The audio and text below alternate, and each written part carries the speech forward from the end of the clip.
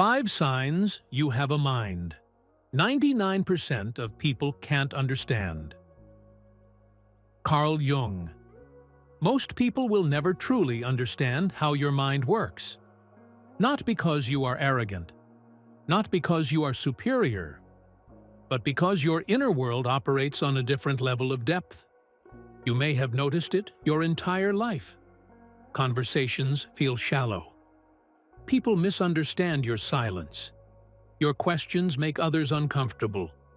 And the more honest you are, the more isolated you feel. Carl Jung believed that some minds are structured for depth, not belonging. And if you recognize yourself in this video, it may explain why you've always felt different. Promise. By the end of this video, you will understand 5 clear signs that your mind functions in a way most people cannot comprehend, and why this is not a flaw, but a psychological calling. And at the end, I will reveal the one truth Jung believed separates those who awaken from those who remain unconscious their entire lives. Stay until the end. Sign 1. You think in symbols, not opinions. Most people think in opinions. You think in patterns, symbols, and underlying meaning. When someone tells a story, you are not focused on what happened. You are listening for why it happened. When people argue, you sense the unconscious forces beneath their words. You see emotional motives, childhood wounds, and hidden fears long before others notice anything at all. Jung called this symbolic consciousness, the ability to perceive reality beyond literal form. To you, events are never random. Dreams feel important. Coincidences feel meaningful. Art, myth, and psychology speak louder than surface-level facts. This is why conversations often feel exhausting. You are listening on a deeper frequency, while others remain on the surface. When you try to explain what you see, people may call you too intense, overthinking, or complicated. But Jung would say the opposite. Your mind is not complicated. It is awake. The problem is that symbolic thinkers live in a world that rewards simplification. So you learn to stay quiet. You compress your insights. You hide the depth that others cannot hold. And over time, this creates a silent loneliness. Not because you lack connection, but because true resonance is rare. Sign 2. You feel most alone around people. If you have a mind most people can't understand, solitude often feels safer than socializing. You may enjoy people. You may even be kind, warm, and empathetic. But something feels off in most interactions. Small talk drains you. Social masks feel dishonest. And being surrounded by people can intensify your sense of isolation rather than ease it. Jung believed this happens when the inner world is richer than the external one.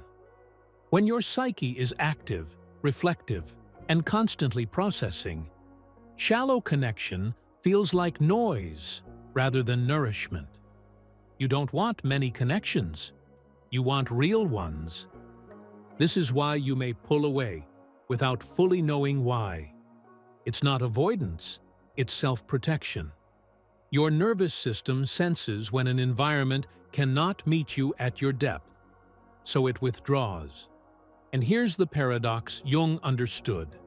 The more conscious a person becomes, the fewer people they can truly walk with. This does not mean you are meant to be alone forever. It means you are meant to meet others only where truth is allowed. Sign 3. You question yourself more than you judge others. Most people defend their ego. You interrogate yours. Instead of blaming the world, you turn inward. Instead of seeking validation, you search for clarity. Instead of certainty, you tolerate doubt. Jung believed this was the mark of a psychologically mature mind, because real intelligence is not loud, it is self-reflective. You question your motives. You examine your reactions. You wonder where your emotions truly come from. This often makes you seem insecure to others, but in truth, it means you are doing inner work most people avoid their entire lives. This process can be heavy. Self-awareness is not comfortable.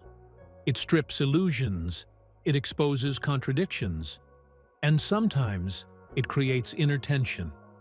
The sense that something inside you wants to evolve, but doesn't yet know how. If this resonates with you, this is where Jungian practice becomes essential. Not as theory, but as lived experience. That's why, in the description and the pinned comment, I've placed a link to a Jungian practice for quiet happiness. It's a guided psychological practice designed to help minds like yours integrate depth without burnout and transform inner tension into quiet stability. You don't need to fix yourself. You need to integrate yourself. Sign 4. You see the shadow.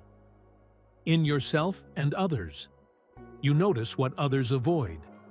Hidden resentment, unspoken envy, suppressed anger, unconscious manipulation. Not because you are suspicious, but because you are perceptive. Jung called this the awareness of the shadow. And once you see it, you can never unsee it. You recognize that people are rarely who they think they are.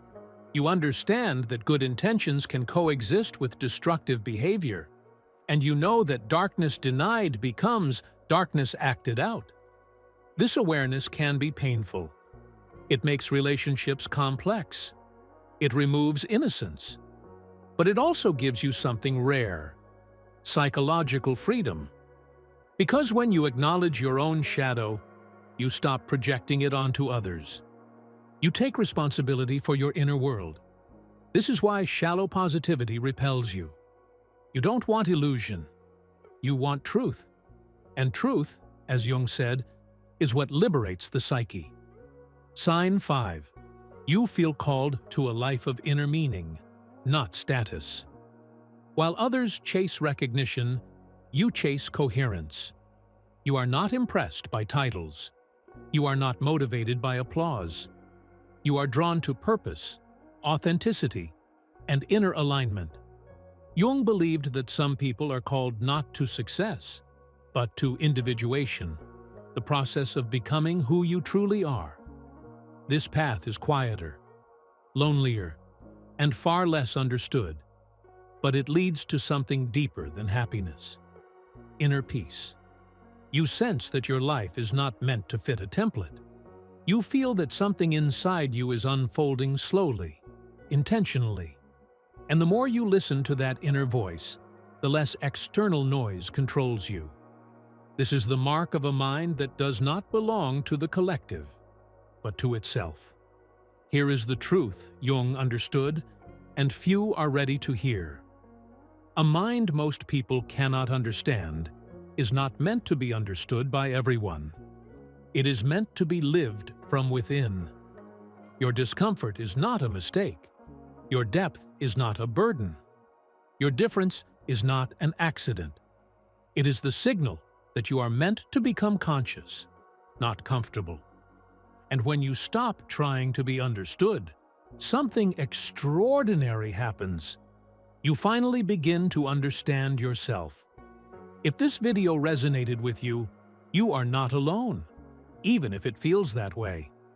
Check the description and the pinned comment for the Jungian psychological practice, a Jungian practice for quiet happiness. It was created specifically for deep, reflective minds seeking inner balance, not surface solutions. And if this content speaks to you, subscribe to the channel, like this video, leave a comment. I read them. And share this video with someone who feels different but doesn't know why. Your mind is rare, and it deserves understanding, starting with your own.